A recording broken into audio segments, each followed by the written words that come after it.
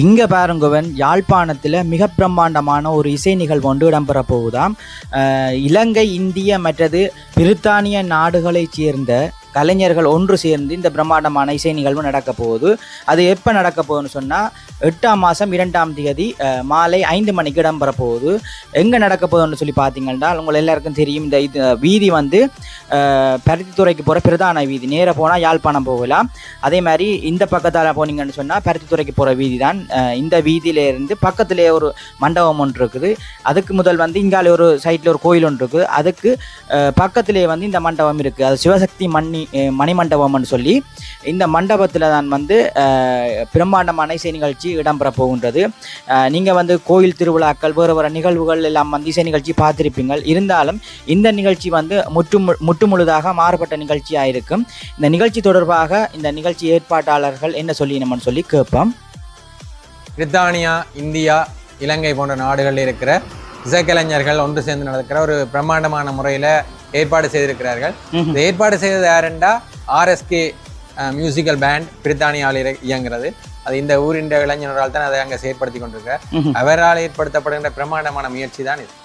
இதில் விசேடம் என்னென்னா இதில் பிரித்தானிய கலைஞர்களும் பங்கு பெற்றுகிறார்கள். இந்தியாவில் நீங்கள் எல்லாரும் கேள்விப்பட்டிருக்கீங்க super singer 2023 title winner Sai Charan இதில் பங்கேற்கிறார். அதே மாதிரி 2026 ஃபைனலிஸ்டாக தெரிவு செய்யப்பட்ட மீனாட்சியும் இதில் பங்கெடுக்கிறான்ற சிறப்பான விஷயம்.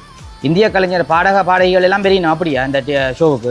வெறியினம். அதே நேரம் பேண்ட் இசைக்குழுன்றது வந்து இந்திய குரூப்பா இல்லை? இந்திய குழு தான். எங்களுடைய ஊரின் மூத்த கலைஞர் கிருபா அவர்களுடைய பங்களிப்பு இதில் இருக்குது.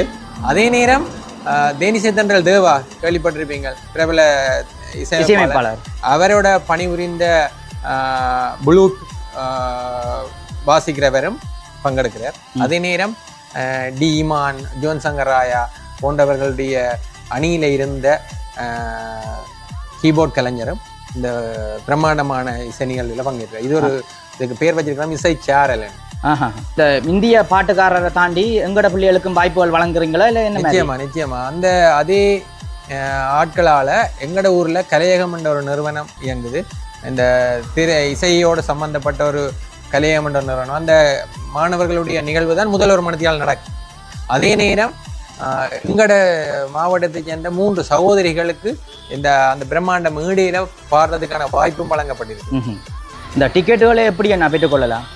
டிக்கெட்டுகளை நீங்கள் பல்வேறு இடங்களில் பெற்றுக்கொள்ளலாம். உதாரணத்துக்கு இப்போ எங்கட சிவசக்தி மண்டபத்துக்கு முன்னுக்கு இருக்கிற பல்வருள் வாணிபத்திலையும் பெற்றுக்கொள்ளலாம். சிவசங்கரி பல்வருள் வாணிபம் இங்கால பார்த்தீங்கன்னா அவர் சொல்ற அந்த கடையிலையும், இந்த மண்டபத்துக்கு முன்னால் இருக்கிற இந்த கடையிலையும்